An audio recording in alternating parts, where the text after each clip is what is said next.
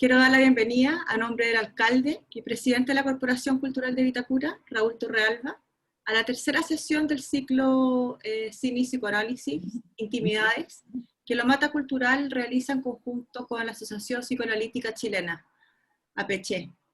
Quiero saludar a Pablo Santander, presidente del directorio de la APC, a Javier Camus, director de Extensión, y María Viviana Castro, coordinadora de ciclos, y a los expositores del día de hoy, Eugenia Valdés y Juan Dietborn Chadwick, quienes analizarán la premiada película Birdman. Dejo con ustedes a María Viviana, quien es la moderadora de este ciclo. Hola, muy buenas tardes. Yo estoy segura que van a disfrutar mucho el análisis de esta película. Vamos a hacer un cambio completo de temática respecto de las otras dos películas que habíamos visto, de la cotidianeidad, de la intimidad más relacional, a una intimidad más intrapersonal o intrapsíquica. Y yo quisiera advertirles que a lo mejor ustedes sintieron que esta película podía ser un poquito más difícil, un poco más, con un tema más pesado o más confundente, pero lo que le queremos también como solicitar es que intentemos como ser lo más sencillos y lo más directos, ¿no?, respecto de nuestras preguntas. No tenemos por qué entender lo que no entendemos. Y para eso estamos justamente acá intentando aproximarnos con un lenguaje desde lo psicoanalítico más tratando de acercarlos al público general y queriendo que nosotros podamos compartir cómo podemos comprender fenómenos como el que miramos en esta película. El mundo del inconsciente, el mundo de los sueños y el mundo de del cine comparten el uso de las imágenes. Y en esto el cine y el psicoanálisis se conjugan tan bien, y esta es una muestra y un ejemplo muy fidedigno. Así es que yo vuelvo a reiterar que cuando hagan sus preguntas en el chat, estas sean lo más inocentes, lo más sencillas y lo más directas, para que nuestro diálogo sea fructífero y sea interesante y entretenido. Primero que nada, el expositor que va a iniciar el comentario va a ser nuestro psicoanalista asociado Juan Dietborn Chadwick, y en segundo lugar nuestra psicoanalista, la psicóloga Eugenia Valdés. En este momento dejo con ustedes a Juan Dietborn Chadwick. Ya, muchas gracias, Viviana. Buenas tardes a todas y a todos. Quiero también aprovechar de agradecer y felicitar a la Asociación Psicoanalítica Chilena y a la Corporación Cultural de Lomata por esta iniciativa y de poder brindarnos a todos nosotros la posibilidad de poder llevar un espacio de reflexión y de cultura a la casa de cada uno de ustedes, y que sea sobre todo de manera gratuita. Ojalá que esto se pudiera replicar en todas las comunas del país. Bueno, yo voy entonces a proceder a compartir con ustedes en mi lectura de la película Birdman. El Teatro de St. James está en Broadway, la catedral de las grandes producciones teatrales y de los actores consolidados. Aquí las obras logran detener el paso del tiempo, no abandonan las carteleras. Podremos volver una y otra vez a lo largo de los años para reencontrarnos con El fantasma de la ópera, Cats, Los Miserables o El Rey León. Sus avenidas están atiborradas de ciudadanos y turistas que para conseguir un boleto deberán esperar meses y pagar sumas abultadas. Es aquí donde transcurre esta historia, en la cual su protagonista, Regan Thompson, buscará dar su golpe de gracia con su próximo estreno teatral, 20 años después de haber conseguido el estrellato con su personaje, el superhéroe Birdman. Es difícil no hacer un paralelo con la magistral actuación de Michael Keaton, quien también hace más de 20 años hizo renacer en más de una versión al mítico personaje de Batman, llenando las taquillas de cine y nosotros reencontrándonos aquí con él después de unas largas décadas de ausencia. El resto del elenco no se queda atrás y no necesita mayor introducción. Emma Stone, Naomi Watts y Edward Norton, entre otros. A su vez, este film, entre los varios galardones que obtuvo, ganó un Oscar a la mejor película y al mejor director. Alejandro González Iñárritu, un director mexicano que conquistó Hollywood. Realizó Amores Perros, Babel, 21 gramos, The Revenant, que lo sitúan entre los grandes realizadores de los últimos tiempos y a quien la crítica se le ha rendido. El trasfondo musical tampoco se queda atrás. Un solo de batería, compuesto e interpretado por Antonio Sánchez, batero de origen mexicano e integrante de la banda de jazz de Pat Metheny. Esta breve pero imponente introducción busca solamente poner de relieve que aquí no se trata de mezquindades ni pequeñeces.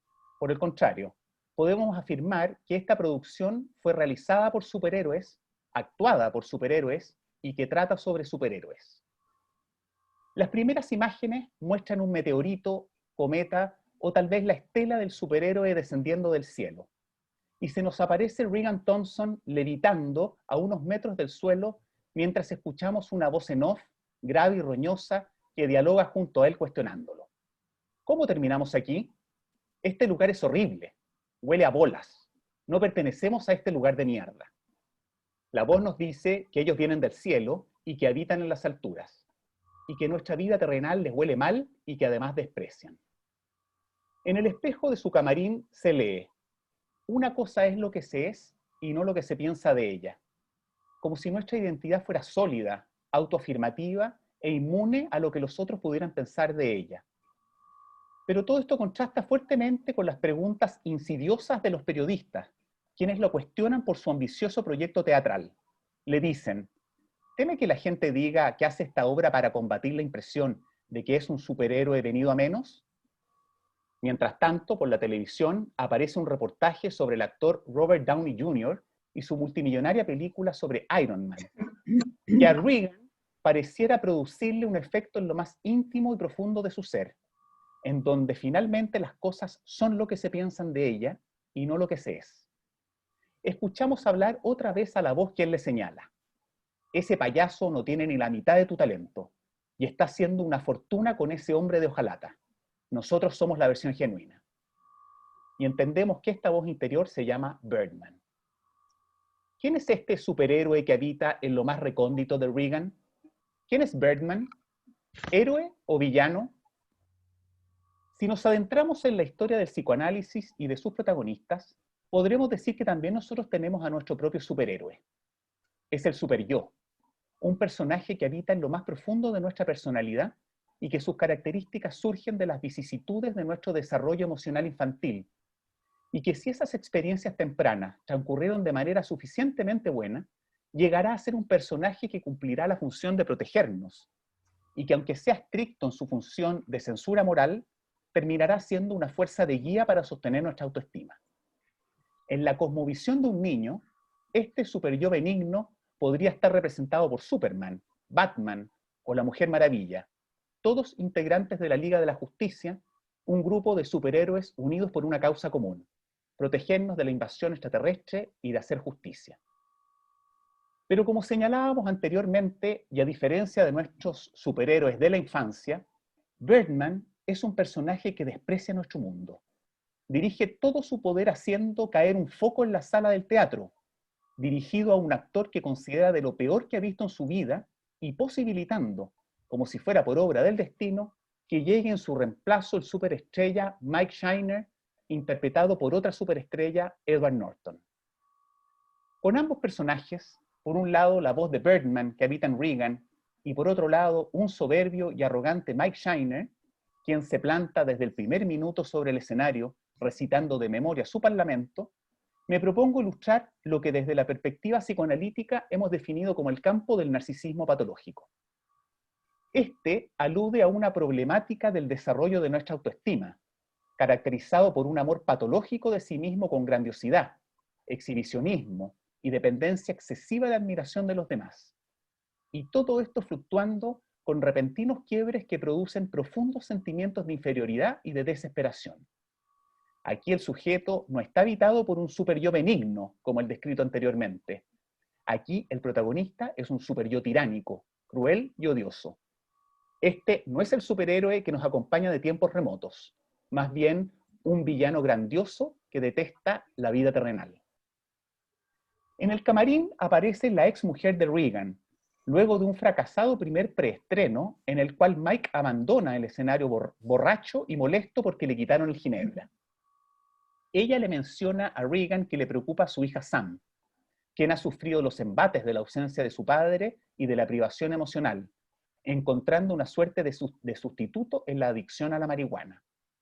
Su exmujer le plantea la necesidad de que esté más presente. Él, en cambio, le responde que necesita hipotecar la casa familiar de Malibú para financiar la obra. Y para más remate, vuelve a recordar aquella vez que volaba en avión en medio de una tormenta, pensando que si se estrellaba sería George Clooney, quien iba algunos asientos más adelante, el que se ganaría la portada de los diarios y no él. Así, ella recuerda las razones que tuvo en su momento para divorciarse de su ex marido, y con resignación y algo de tristeza le dice: siempre haces lo mismo, confundes amor por admiración. Por otra parte, Mike no se queda atrás. Como les mencioné anteriormente, su llegada al teatro no pasa desapercibida.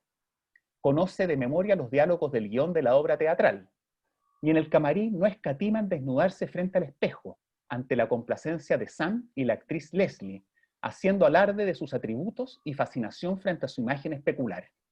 Aquí recordamos al famoso personaje de la mitología griega, al joven Narciso, quien quedó enamorado de su reflejo en el agua, imposibilitándolo de poder amar a otros, entre ellos a la desconsolada Eco.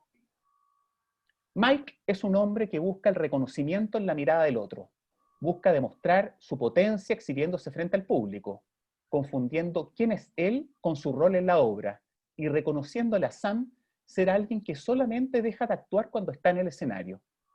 Esto llega a un extremo cuando en medio de la función e interpretando a una pareja que se encuentra en un motel, intentará tener forzadamente relaciones sexuales con su compañera de obra Leslie, con quien fueron pareja tiempo atrás. Toda esta caricaturesca grandiosidad, exhibicionismo y deseos de admiración descritos en estos personajes no logran disfrazar la pobreza y el vacío que habitan en ellos.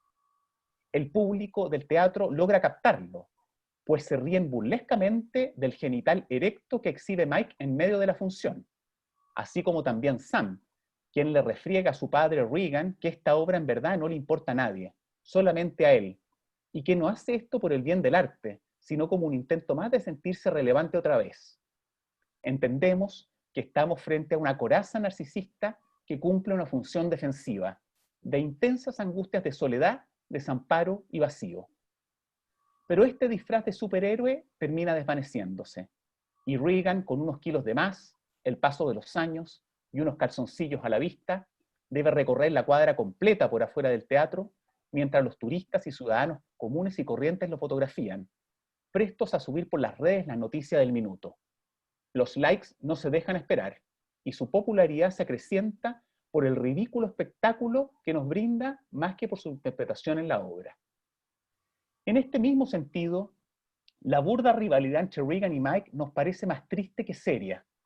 La primera crítica aparecía en la sección de cultura del New York Times que se titula "Ganándose un lugar en la historia del teatro" y que destaca solamente a Mike, muestra por el contrario una breve mención a Regan en las páginas interiores del diario, que lo colocan como un decadente ex superhéroe que intentaría esta vez no poner un huevo en Broadway.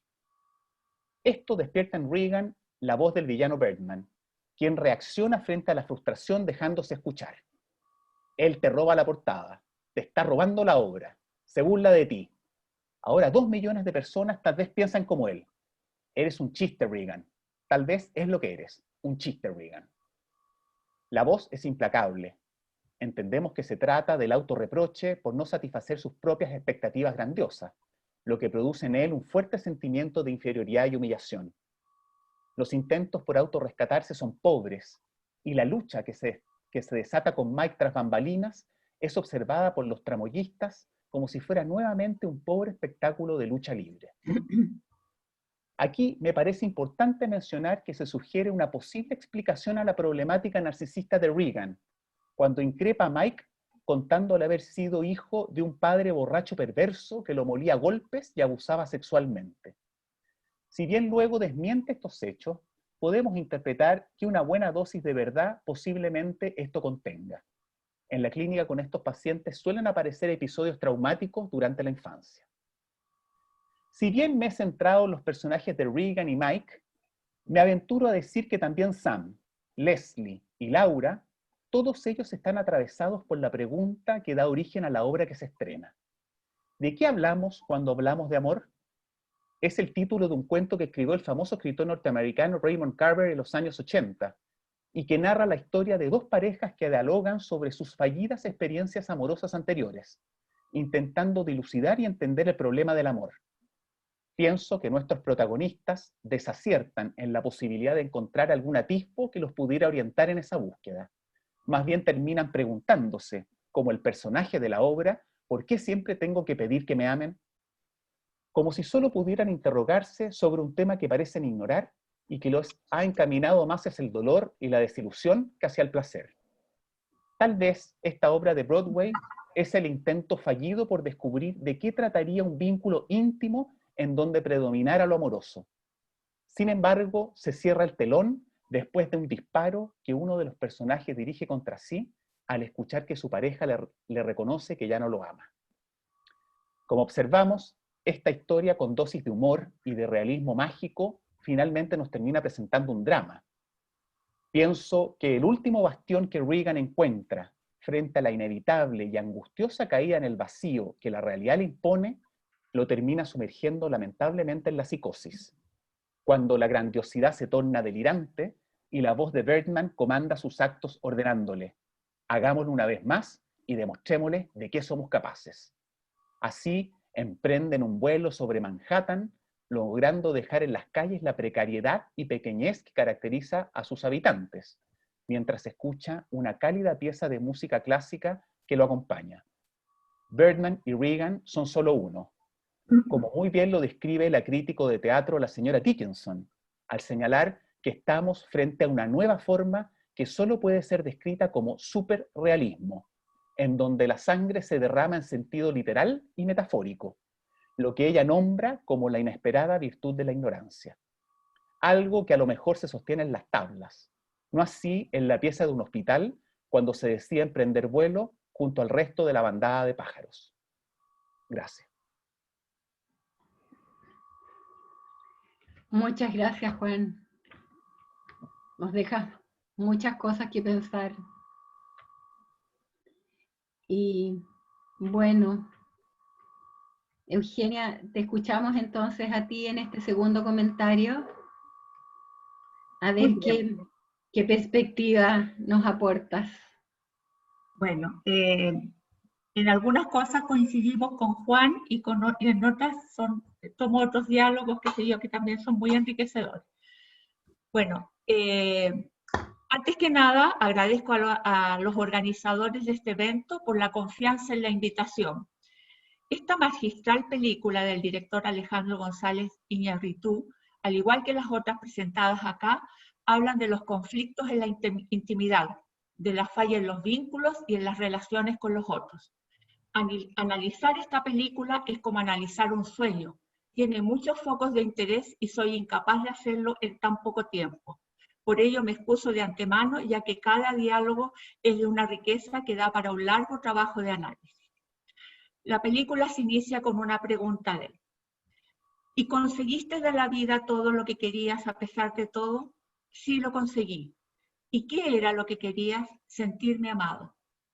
Esta última frase, sentirse amado, es lo primero que necesita cualquier ser humano al nacer. Ser querido y amado profundamente por sus padres.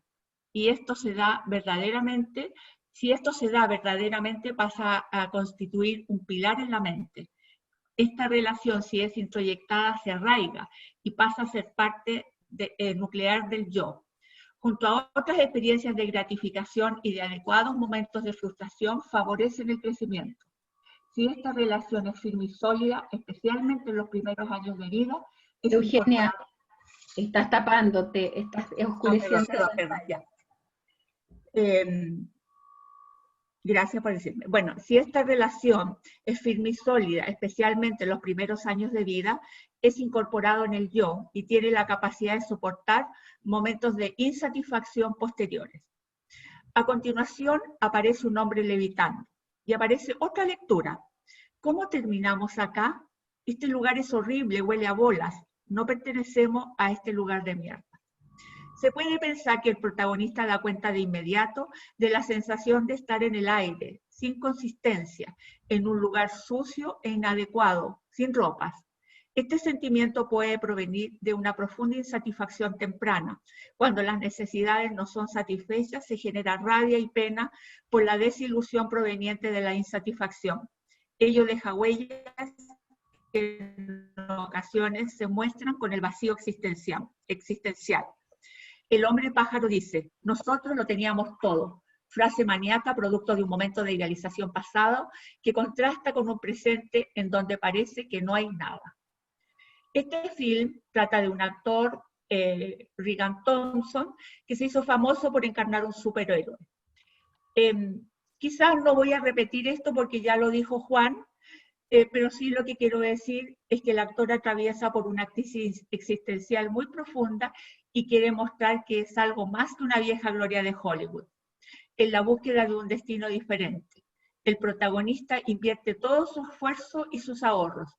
Las nuevas exigencias de adaptador, director, actor y su personalidad compleja hacen que su mente colapse. Es una película envolvente, en donde se entrelazan la ficción de la obra junto a la realidad de los actores. La escenografía y música son parte de un lenguaje paralelo, pero unido magistralmente con el drama de cada uno de los personajes. La cinta está narrada como si toda ella fuera una sola toma de 2 horas de duración, brindando un deslumbrante despliegue técnico. La cámara sigue los personajes y sus dramas por pasillos, camerinos, azoteas o bares continuos, al flamante Teatro St. James, ubicado en Broadway. ¿Cuál es la temática al interior de este film? Pienso que se trata de una falla en la constitución del narcisismo y consecuencia en las alteraciones en la intimidad y que terminan en un devenir psicótico. A grosso modo definiré,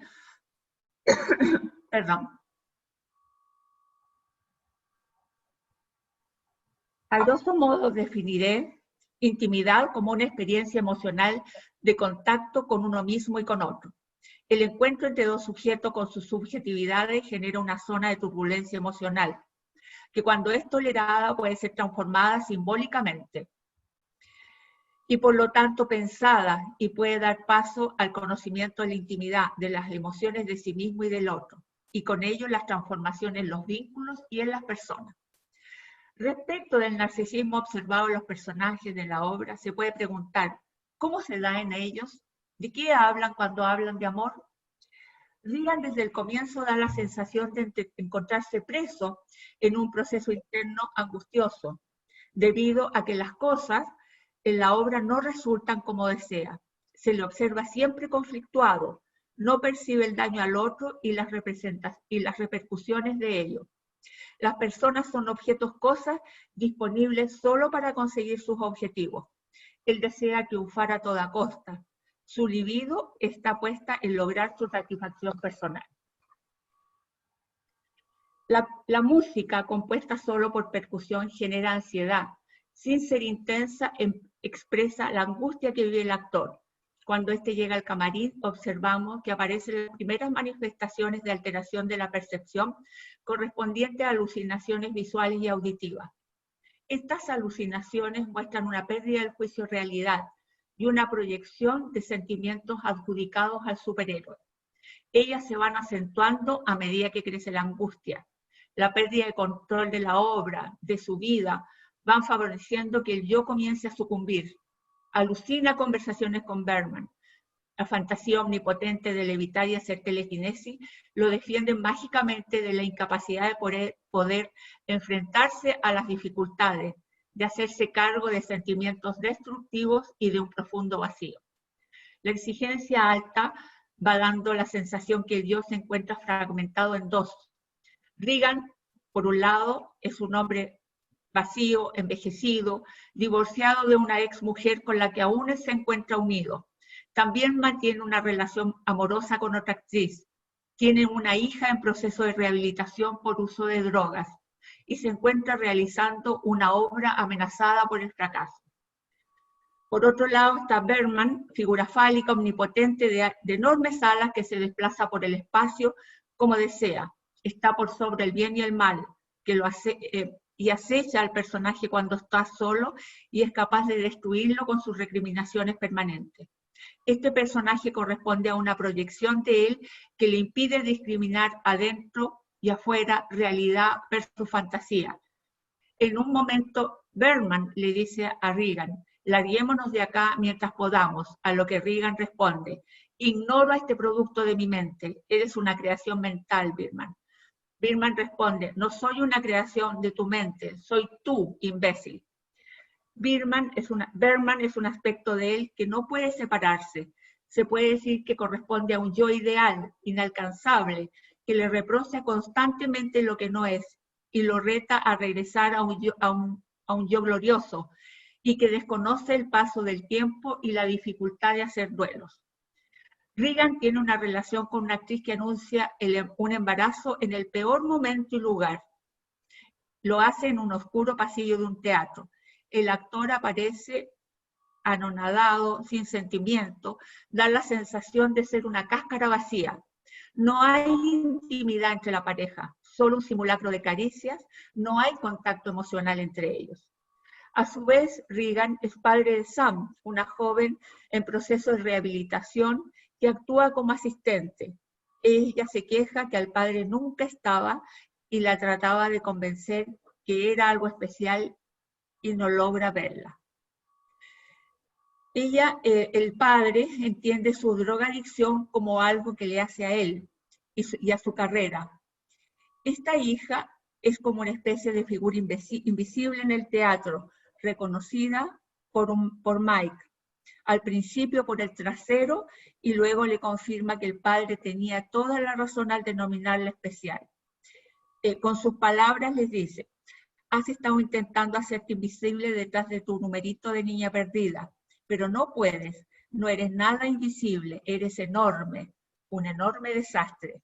Ninguna cantidad de alcohol y hierba es capaz de ocultar eso.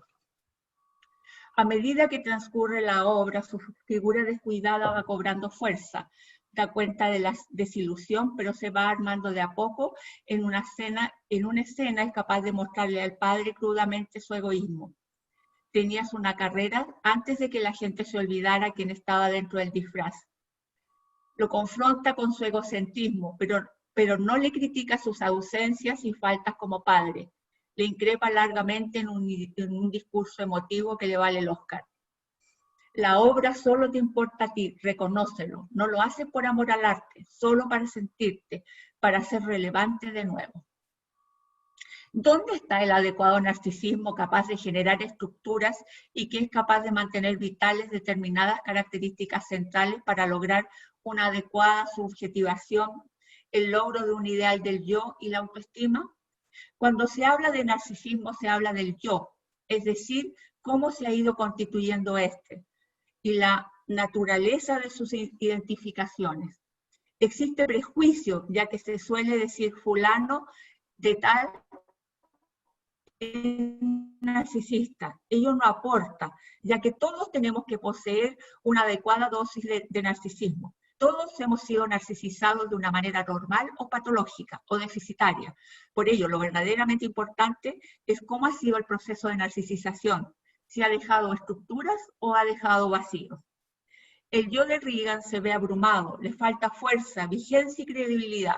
Las cosas no funcionan, está tomado por la angustia de desaparecer, de dejar de existir, de no ser visto. Y si no es visto, no existe.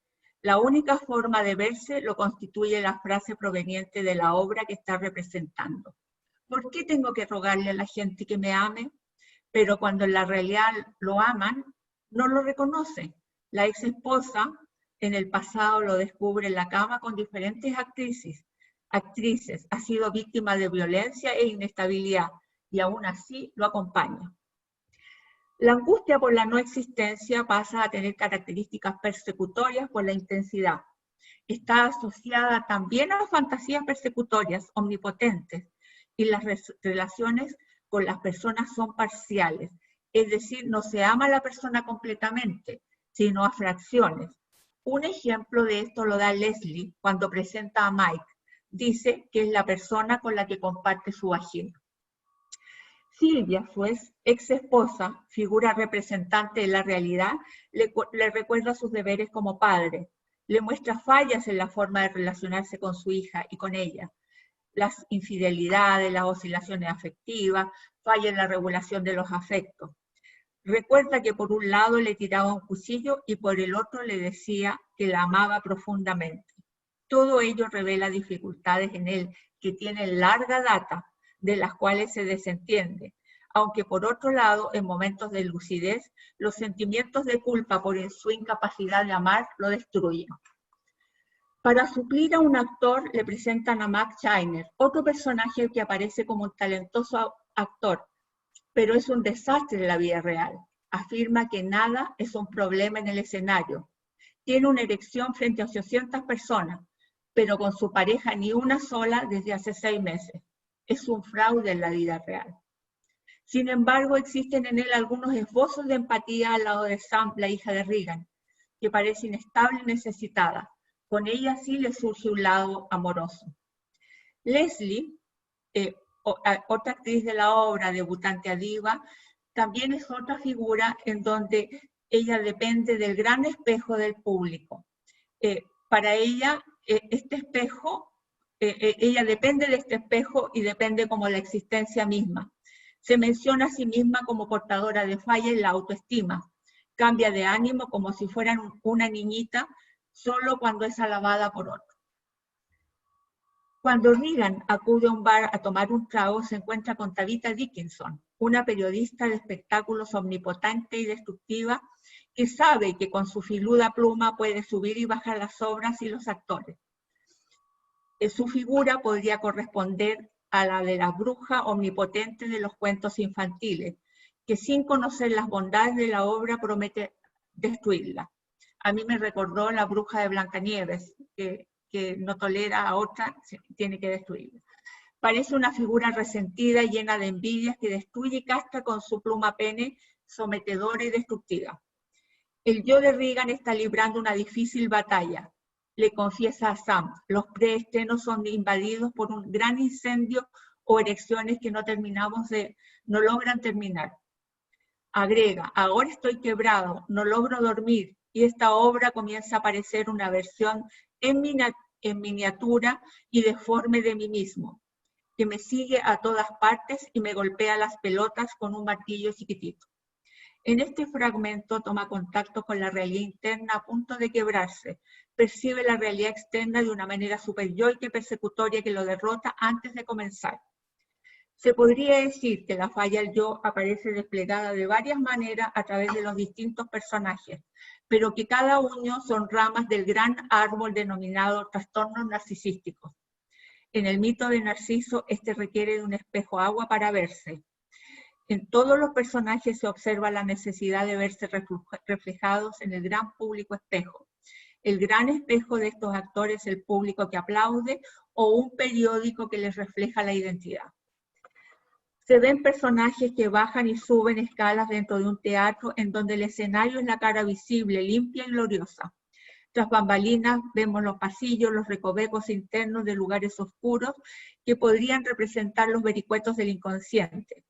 En este lugar se encuentra la fuerza de las pulsiones, el amor, el odio. Los personajes transitan en su interior como las emociones. Discuten, se acercan, se odian, pero siempre en tránsito.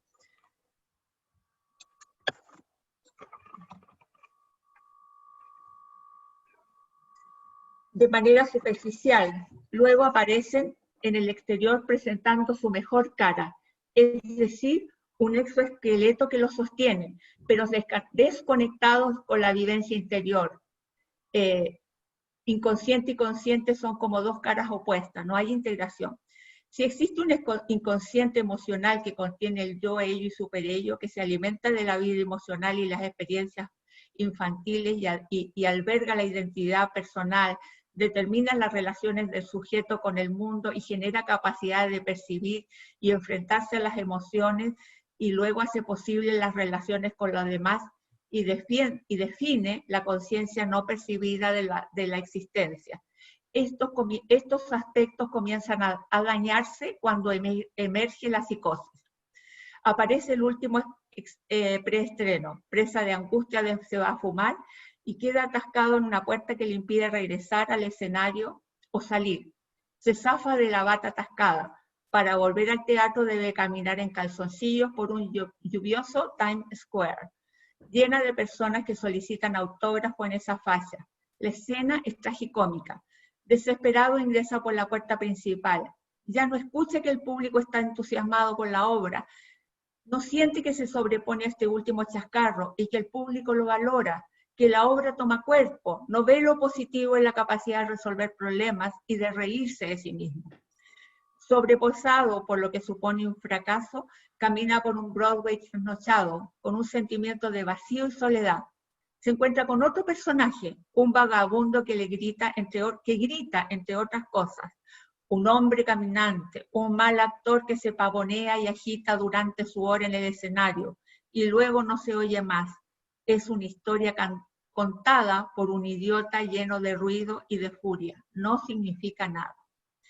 Estos gritos también pueden mostrar las voces devaluadoras de un super-yo arcaico y castigador. En el otro extremo, las pulsiones de muerte arrasan al sujeto al desastre, lo hacen olvidarse del cuerpo y de su dignidad. Amanece en la calle junto a restos de basura, despierta de la borrachera, cual homeless. El yo se ha ido perdiendo contacto con la realidad. Bergman se ha apoderado de él, camina por la calle, sobre sus espaldas. Vuela el hombre pájaro. Es una preciosa escena en donde hombre y pájaro se fusionan del mismo modo que en la mente. En este momento de psicosis, Bergman ha capturado a Regan. La naturaleza del delirio psicótico es tal que está identificado, es sentida como integrante de su persona, como un componente de su realidad interna. Se podría decir que la catástrofe mental que empuja al colapso psicótico, es decir, a la psicosis, es entendida como una forma destructiva de enfrentarse al dolor mental, una estrategia psíquica dirigida a la autodestrucción, que es capaz de cruzar el umbral de la tolerancia y contención, la identidad personal, y se destruye de una vez y para siempre. El ello se apoderó del yo. La parte psicótica engolfó a la neurótica. En ese estado, estoy terminando. En ese estado llega la obra en un minuto en que el personaje descubre a la esposa y al amante en la cama. Se pregunta, ¿por qué no me amaste? Si no me amas, no existo, entonces desaparezco. Probablemente Regan Thompson careció de un amor verdadero que pudiera incorporar a fuego en su yo nuclear, y esa fuerte identificación con un objeto amoroso y firme y sólido que le hubiera permitido sortear dificultades y poder reconocer en él, a un él capaz de intimar. Se pega un tiro, se vuela la nariz con el objeto de dar más realismo a la obra. Ya no piensa de modo abstracto. La cosa debe ser lo que es. Sobrevive al disparo. Esto le ha llenado de fama por ser el gran representante del superrealismo. No se observa conectado, está desvinculado y ajeno. Las flores no las logra oler, como tampoco disfrutar el triunfo. Se saca la última máscara, se levanta de la cama del hospital, va al baño, se mira al espejo, fijamente esta nariz nueva, gruesa y deforme. Bergman está sentado en el baño, Regan Thompson se aleja de él y le dice, adiosito, vete al carajo. Abre la ventana de la habitación, se sube a ella, ve una bandada de pájaros y desaparece. Lo siento, no podía ser más corta. Muchas gracias. Muchas gracias, Eugenia. Bueno, vamos a iniciar nuestra conversación con el público. Hay algunas preguntas que a mí me parecen interesantes. tal vez una muy simple y que va al meollo de la cuestión, ¿no? Y que yo insistí en que hiciéramos algunas preguntas sencillas. ¿Qué es una buena narcisización y qué es perderse en un narcisismo maligno? Si pudiéramos como hacer una síntesis muy breve, ¿no? Si lo pudieran explicar, porque hay preguntas aquí acerca de eso. Eugenia, Bueno, tú hablaste, sí. ¿no? Bueno, yo soy psicoanalista de niños y adolescentes, así que un poco voy a empezar por el origen. Un bebé necesita ser profundamente amado por sus padres. Ese amor es incorporado dentro del yo. Los padres le hacen sentir que el bebé es una maravilla, que es un hijo de Dios prácticamente. Eso es necesario.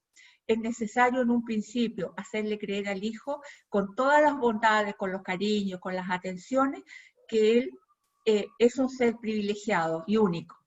Eso va a permitir que algunas frustraciones posteriores sean toleradas. Las frustraciones son necesarias porque a medida que hay frustraciones va creciendo el aparato. Si una madre o un padre da todo, tendríamos una mente psicótica.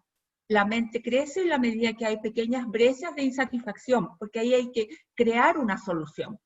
Diferente es el caso, por ejemplo, de un niño que se le hace creer que es lo máximo. Por ejemplo, voy a dar un ejemplo. Que los padres nunca están presentes, pero se les atiborra de regalos.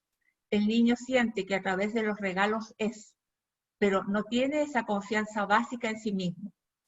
En este caso, este personaje, yo creo lo mismo que Juan, que él dice en broma, cuenta una historia trágica de su niñez, pero en realidad yo creo que entre broma y broma la verdad se asoma, dice el refrán. Entonces yo creo que debe haber sido un personaje muy carenciado, con muchas dificultades, en donde la fama resultó ser un exoesqueleto, o sea, la fama lo sostuvo la pobreza. ¿Ah? Es lo mismo que el niño rico que se le compra cosas en la medida que tiene un auto, no sé qué, no sé cuánto, es sostenida por ese aparataje que es un exoesqueleto, es una mentira. La verdad dentro de él no hay sentimientos sólidos. O sea, espero haber sido clara, no sé. Sí. Juan, ¿quieres agregar algo? Sí, yo creo que un poco lo que dijo la Eugenia, creo que puede ser interesante como explicarlo desde la película. Si bien no sabemos, digamos, mucho de la historia de Regan y del resto de los personajes, digamos, de sus historias sabemos menos. Pero yo también me quiero detener en algo que mencioné cuando lo leí, de que esa escena con Mike, cuando se están peleando, digamos, en donde Regan hace alarde de él haber sido alguien que vivió una situación traumática, hijo de un padre, dice, perverso, abusador y maltratador, que después lo desmiente, pero como decíamos, probablemente, digamos, dosis de verdad debe tener esa situación. Podríamos pensar que situaciones traumáticas de esa envergadura están íntimamente ligadas con dosis de odiosidad importante. Yo creo que es importante entender que el narcisismo patológico no solo es un problema del amor, es un problema del odio, de la odiosidad. Claro. Esa es la contrapartida del narcisismo patológico. Entonces, experiencias traumáticas de esa envergadura que tienen dosis de odiosidad muy grande de parte de un padre a su hijo y despierta además esos impulsos muy intensos en el niño, va a generar fracturas, digamos, en su narcisismo infantil, en el logro de una buena autoestima y que predominen experiencias buenas. Y lamentablemente, ese tipo de experiencias después las internalizamos y las llevamos con nosotros mismos durante el resto de la vida, se hacen parte de nuestra personalidad. Y eso es lo que yo decía, que se va a internalizar un superyo, en este caso tiránico y cruel, que yo creo que es lo que ilustra muy bien la voz de Bergman durante la película. Pero refleja muy bien lo que es un superyo tiránico, odioso, esta voz que lo está permanentemente machacando, digamos, tirando para abajo, es muy odioso consigo mismo. Y yo pienso que eso tal vez tiene que ver con algo que por ahí mencionaban sobre el suicidio. Porque preguntaban por ahí en el chat. Sí, esa es otra pregunta que es interesante que podríamos como abordar. Sí. como incluir la problemática del suicidio. ¿Qué opinan ustedes ahí? ¿Qué rol juegan estos aparentes suicidios? Sí. Yo para terminar la idea y después le doy la palabra a la Eugenia, por ahí preguntaban sobre el intento fallido de suicidio. No, para mí se consuma el suicidio. Lo que pasa es que hay elementos estéticos, digamos, de la última escena, que muestran a él, digamos, yéndose con la bandada de pájaros, que eso es parte de la locura, o sea, cómo la megalomanía o la idea delirante de grandiosidad esconde, digamos, toda la odiosidad que está detrás de eso, que finalmente es dirigirla contra sí mismo. Lo que pasa es que queda disfrazada de ahora soy omnipotente y me voy volando, digamos, y estoy por sobre el resto de la humanidad. Pero eso yo creo que esconde una profunda odiosidad hacia sí mismo, hacia la realidad, no tolera la frustración, no tolera las diferencias, no tolera conectarse con la precariedad y la vulnerabilidad que habita dentro de él. Entonces termina, digamos, matándose. O sea, yo quisiera complementar algo y después voy a tomar lo de suicidio, en el sentido que cuando se nace al principio son puras pulsiones, son necesidades de hambre, de botar cosas malas, qué sé yo. Entonces, en contacto con la madre le devuelve una imagen distinta y el niño va incorporando esa imagen de la madre. O sea, y ahí empieza a constituirse el yo. El yo, como quien dice, es un buscador de objetos.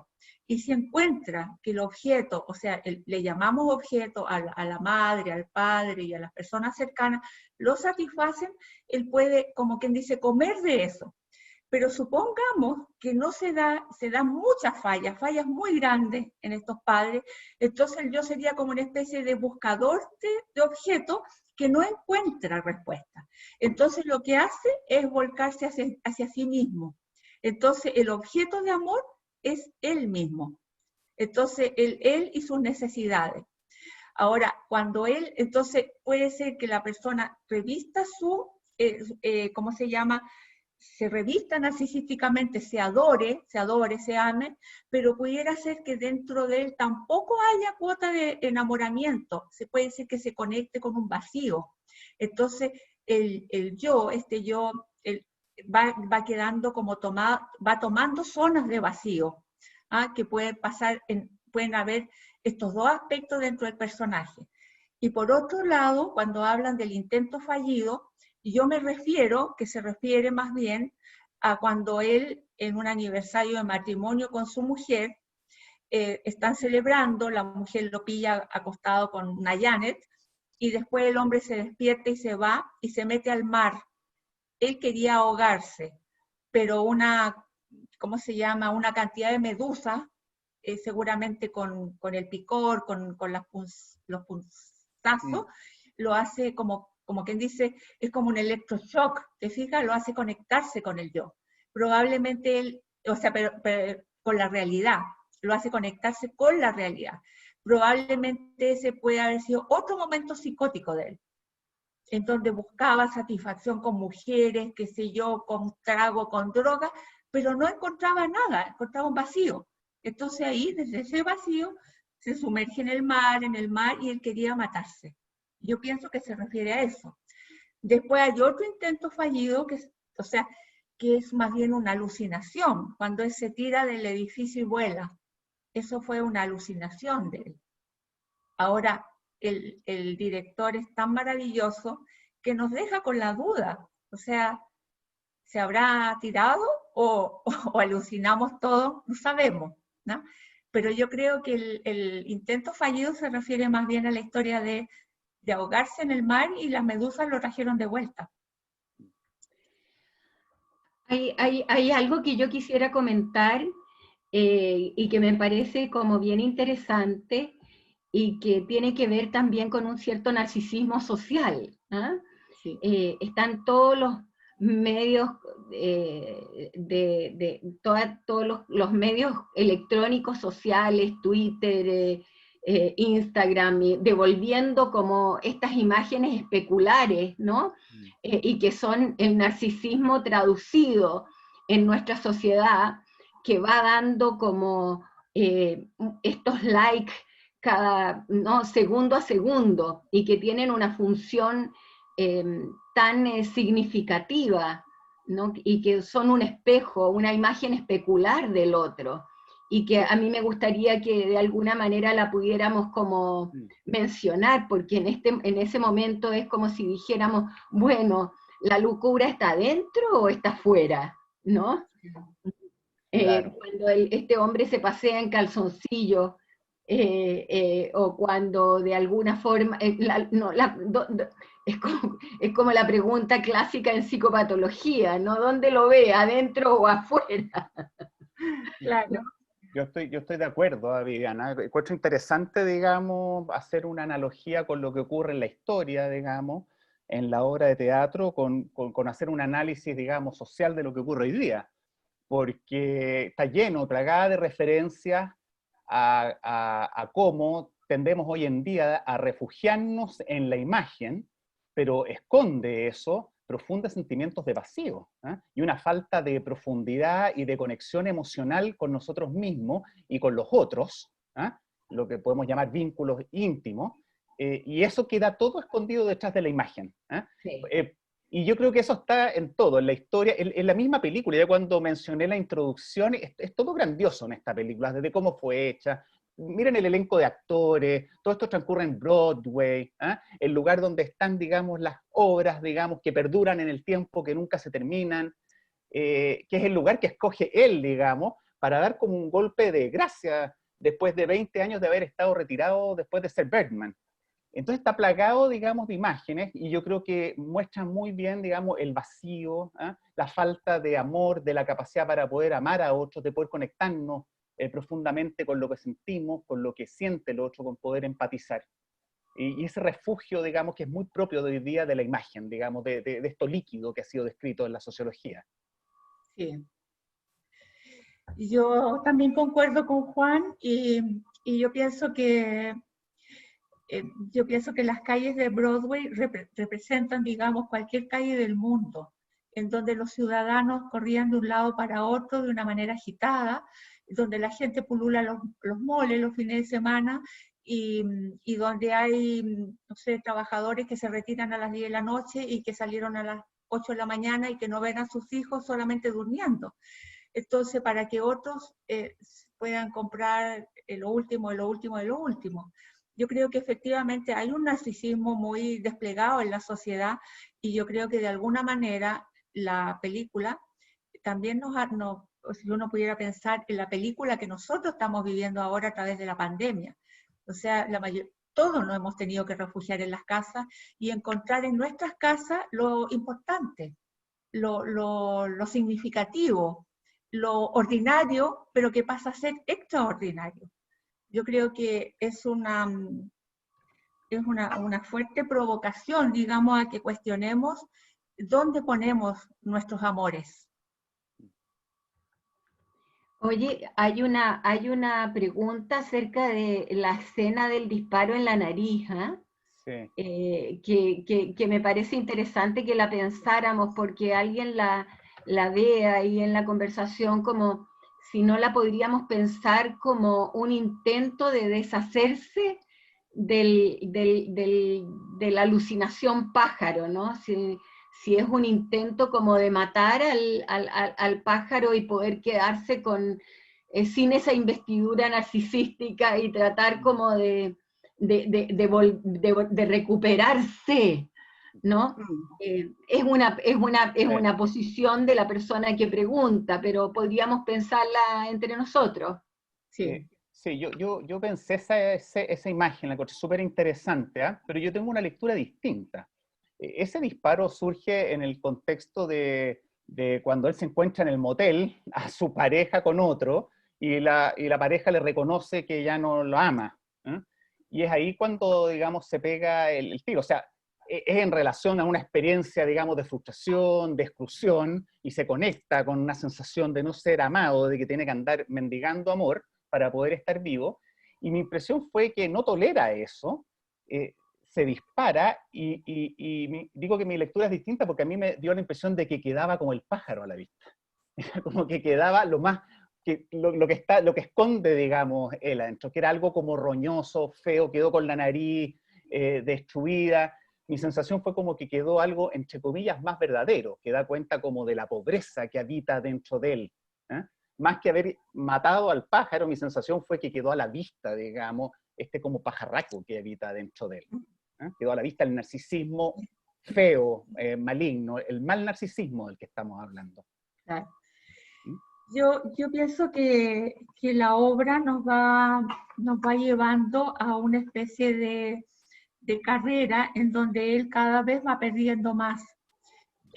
A mí me da la sensación, concuerdo con la persona que hace la pregunta, que en realidad él ya, por ejemplo, cuando la mujer lo va a ver a su camarín, ¿no es cierto?, le dice, estás extraño.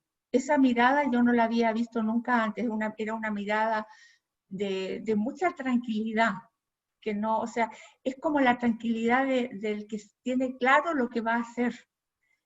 Yo creo que él estaba ya psicótico y se pega un tiro, y cuando aparece en el espejo, o sea, yo creo que se trata de matar, o sea, o de matar al pájaro, creo eso, y realmente en la escena del baño, el pájaro ya lo tenía metido dentro de él, porque la nariz es como de pájaro. Entonces yo creo que ya no había yo, o sea, si pudiéramos pensar como psicoanalistas que somos, en el yo, super yo, ello, o sea, el super yo arcaico se comió, arrasó con el yo y quedó fusionado con el ello. Está psicótico.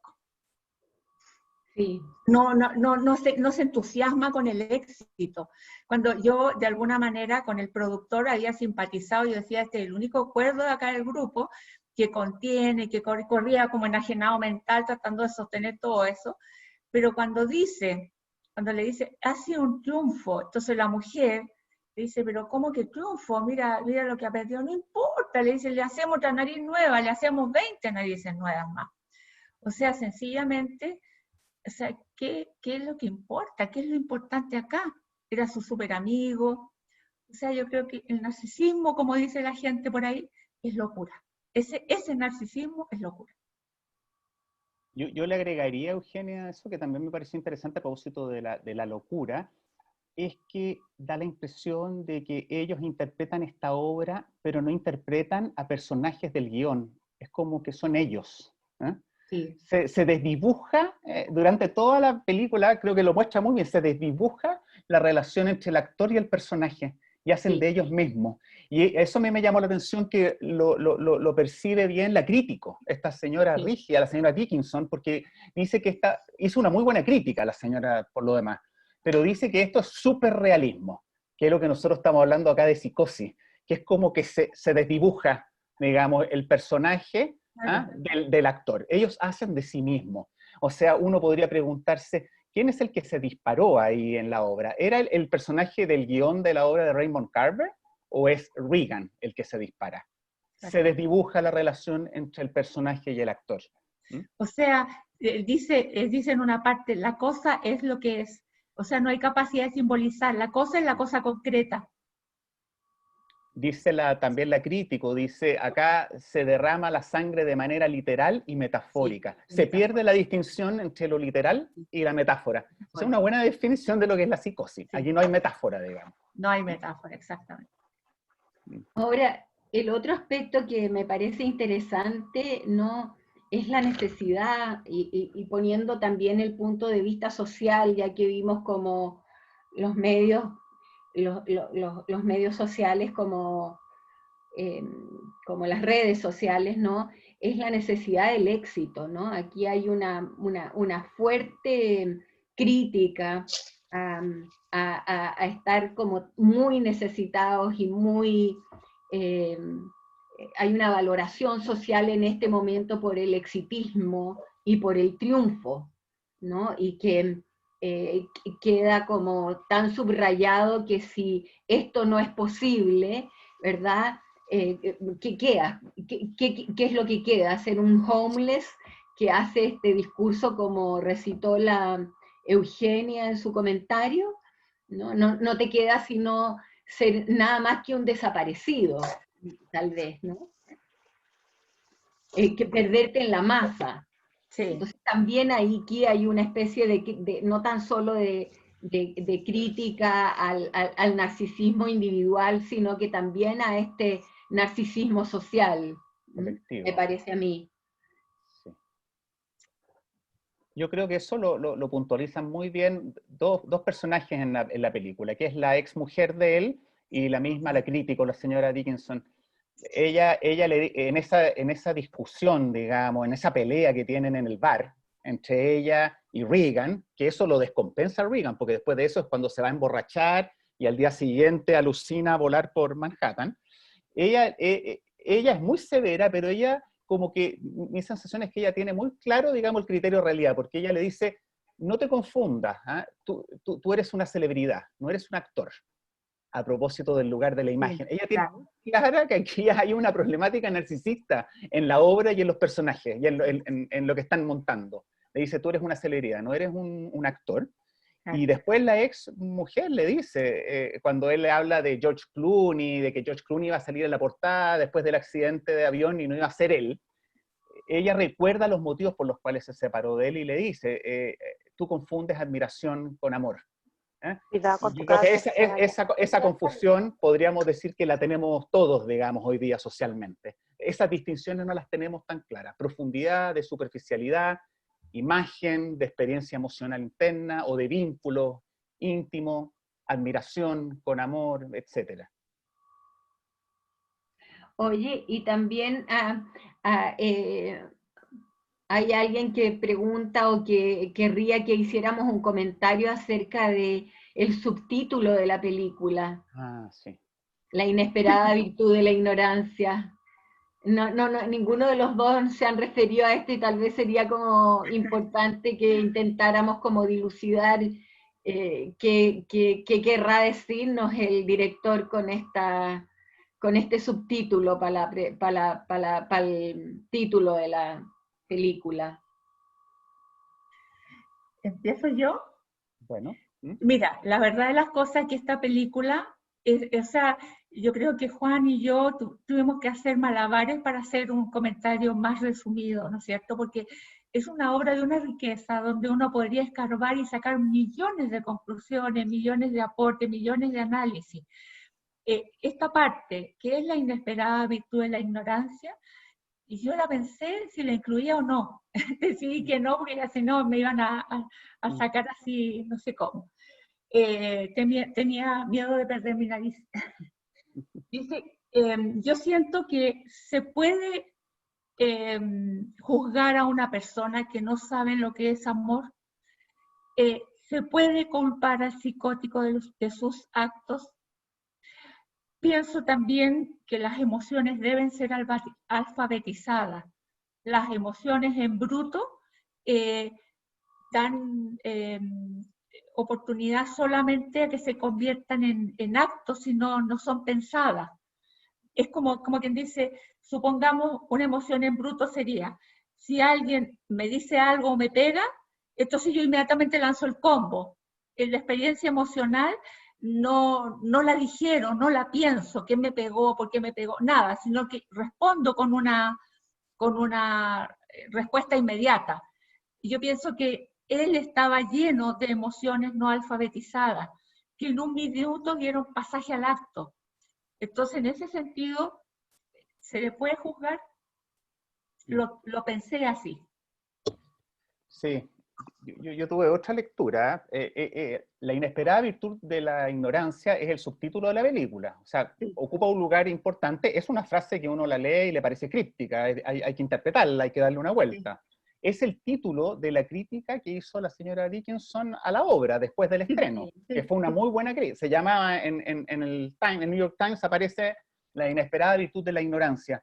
Lo que yo leí ahí, lo que yo entendí, es que la crítica se refería a que él encontró magistral la obra porque justamente lo que estábamos hablando, estos actores interpretaron quiénes son ellos, o sea, que perdieron esta distancia entre el personaje y el actor. Y yo entendí que de alguna manera ella se refería como a la ignorancia en eso, que terminó siendo una virtud por la calidad de la obra. Terminó siendo una muy buena obra porque ellos hicieron de ellos. Son ignorantes de quiénes son. Y eso dio una muy buena obra. El problema que estamos diciendo, para mí, es que esa ignorancia llevó a que se pegara un balazo, digamos, al final de la obra, digamos. Entonces, yo sentí que ella lo consideró una virtud en términos de la calidad de la obra, pero yo tengo la impresión de que nosotros podemos cuestionar eso si es una virtud, y a mí más bien me pareció que habla de la ignorancia del narcisismo, ¿eh? Que puede terminar atentando contra sí mismo.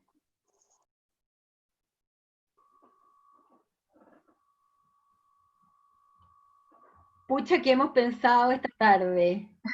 Creo que esta es una película que nos va a dejar una cantidad enorme de interrogantes, ¿no? Y que el narcisismo siempre es inagotable y que siempre nos van a quedar muchísimas preguntas pendientes. ¿M? Y que creo que por hoy podríamos como, si es que no, ninguno de ustedes quiere agregar algo más que se le haya quedado en el tintero, dejar nuestra discusión hasta por acá. ¿Te parece, Javiera? Y, y, y bueno, despedirnos cálidamente para nuestra última sesión, que es el próximo miércoles, en que los comentaristas van a ser Milka Kaplan y Arteaga, y que la película va a ser La esposa. Vamos a volver de nuevo a un cine intimista, y que va a ser nuestra película última del ciclo, este valioso círculo acerca de la intimidad. Javiera, tú te despides. Sí, me despido, les agradezco y les recuerdo que la sesión de hoy día queda subida en la página de lomata.cl. Ahí pueden revisar la sesión y recomendarla a quienes sientan que le puede parecer interesante. A nosotros nos pareció muy interesante, muy entretenido y increíble el tema, así que les queremos dar las gracias y nos vemos el próximo martes. Muchas gracias. Nos vemos, muchas gracias. Gracias a todos. Gracias. Chao.